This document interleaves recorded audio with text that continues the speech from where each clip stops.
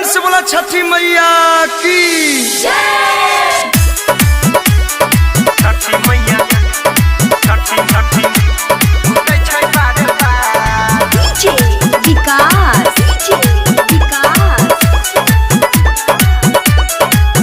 जेकरा चाहल जानो से ज्यादा उ बदल लै छै काहे इरादा।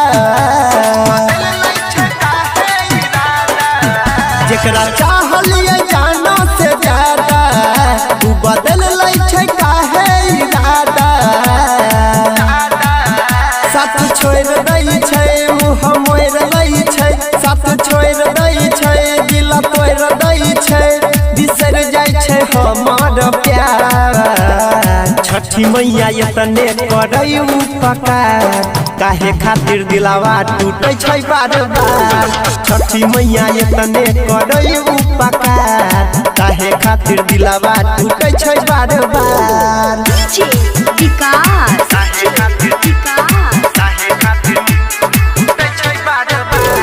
मसियार कला सीतामढ़ी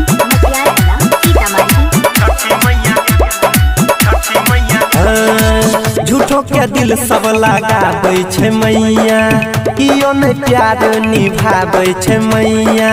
जेकरा पर हमे करै छी भरोसा, बेरी बेरी उ त दे दै छै धोखा। कियो नहीं प्यार निभाबै छै मैया, झूठो के दिल सब लगाबै छै मैया। जेकरा पर हमे करै छी भरोसा, उहे त दे दै छै बेर बेर धोखा। तू ही करे मनी दान कने दहिने ध्यान, तू ही करे मनी दान कने दहिने ध्यान, करे कोनो चमत्कार। छठी मैया एतने करे उपकार, काहे खातिर दिलावा टूटे छै बार बार। छठी मैया एतने करे उपकार, काहे खातिर दिलावा टूटे छै बार बार। डीजे विकास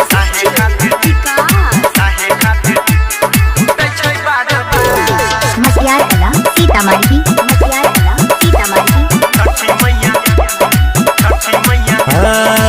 केकरो से कियो कहियो नहीं रूठे, हाथ से हाथ कहियो नहीं छूटे।